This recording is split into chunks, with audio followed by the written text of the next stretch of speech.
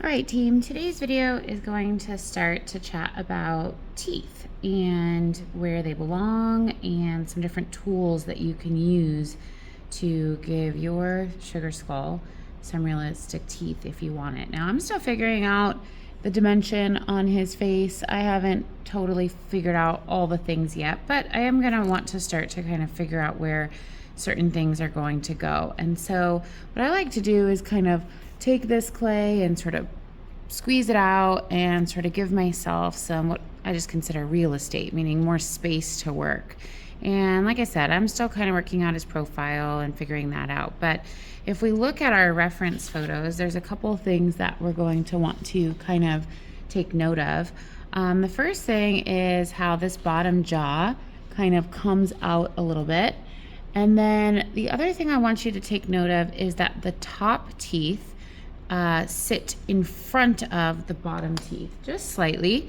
So from a profile shot, we're noticing that the bridge of the nose lines up with the top jaw and also lines up with the bottom chin. So if you're wanting to make yours more anatomically correct, meaning more realistic, then you could start to look at it from all angles, from the side, from the top, from the front. And the way that I like to get started with my teeth is I like to use a toothpick. I've got a bunch of toothpicks on the front table. They're always available to you, and it could be a really helpful tool when we're trying to plan out kind of where things are. Now, because I know that those front teeth sit on top of the bottom teeth, there's a couple things that you could do. You could always add a small coil of clay, flatten it out a little bit, and kind of puff up this front jaw. Or you could simply press back the bottom jaw. So what I'm gonna do is I'm gonna take my toothpick and I'm just gonna give myself my center line. You could see I just pressed it in and I gave myself that information for where the top teeth are gonna sit and where the bottom teeth are gonna sit. And what I like to do is just I like to take my thumb and just gently press back everything below that bottom line. So what this is gonna do is give that dimension for making it appear that these top teeth are sitting in front of the bottom, even though all we've done here is pressed in. This kind of gives you that sort of really soft profile where the top teeth are going to look like they're sitting on top of the bottom when we're just working with the clay that we have here and kind of messing around with it. From there, I like to plan out where my teeth are gonna go. And I just like to kind of take my toothpick and press in and give myself some information on where those teeth might ultimately live. Now, you could look at a picture of teeth and you could be more accurate if you're really wanting to figure out spacing and which ones are skinnier and which ones are thicker. I'm just gonna kind of go for some general teeth here that aren't necessarily perfect. So I'm planning out the top teeth, and now similarly, bottom teeth are usually closer together, but I'm kind of just giving myself some info for where they might live, just with a toothpick. Super easy, actually.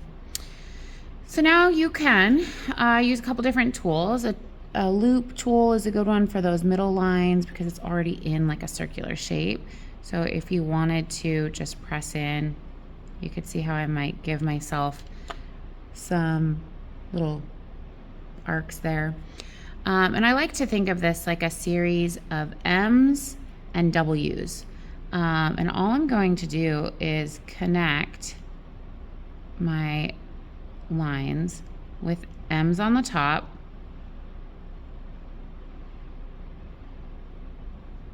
M's on the top, and W's on the bottom. So I'm just connecting my lines. You don't have to be super accurate because teeth aren't totally accurate. You want to kind of stay within the same lines, and I'm giving my M's on the top of the teeth and the bottom. So both rows. Now you're gonna have crumbs if your clay is a little soft. Ideally, you would be doing this when your clay is firmed up a little bit. So This is one of those areas where you might want to wait after you get it kind of planned out. You might want to wait for your clay to firm up a little bit. You're going to have an easier go of it, but I'm going to show you a couple of tricks too. You could also kind of pull out some of that clay in between the teeth. So you see there's a bunch of different crumbs. You can kind of get in there and pull that clay out. Get in there and pull that clay out. You're gonna have a more realistic set of teeth if you kind of get that clay out of there rather than leaving it. Now here's where I like to take a small paintbrush and I like to go in a circular motion around each tooth. If you did a closer study on what a tooth shape looks like, they are actually rounded off. They're not flat. They go in sort of a rounded off shape where they go from one side to another, similar to a pumpkin spine that we talked about in an earlier video. And from here, I'm just gonna go back and forth between pulling out some of the clay that lives in between the teeth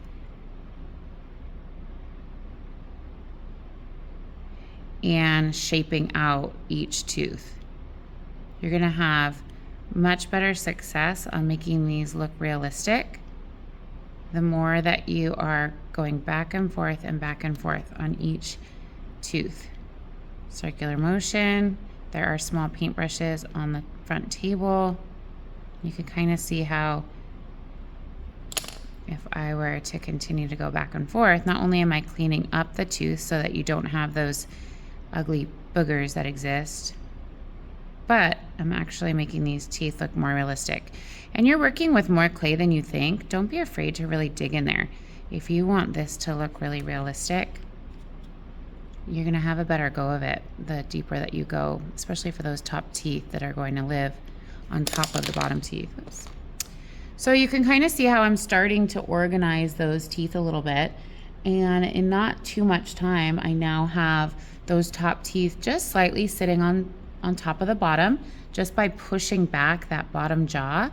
And by using a toothpick and defining out where those teeth are gonna go, I can continue to pull out the clay. I can continue to clean up in between those teeth. I can continue to kind of define out my sweet little sugar skulls teeth. So that is a great way to start working with building out the bottom part of your skull. Now, another thing I'll just kind of point out is really take note of the reference photos and where certain parts of the bones go in, where they go out. What do you want to emphasize on yours? A lot of times people want to emphasize right behind, like where our temples are, and you could press in and you could get some really great detail on this side. From the inside, maybe you're pushing it out slightly, maybe you're pressing it in so that you can get some of that really beautiful detail work of where on a skull things actually do jut in, come down. And then tomorrow we'll start talking about making sure we're not working too thick, some of the things that we could do to make sure that these guys don't blow up in the kiln. So that is continuing on with starting to get your sugar skull to look more realistic. Have a great day, my friends.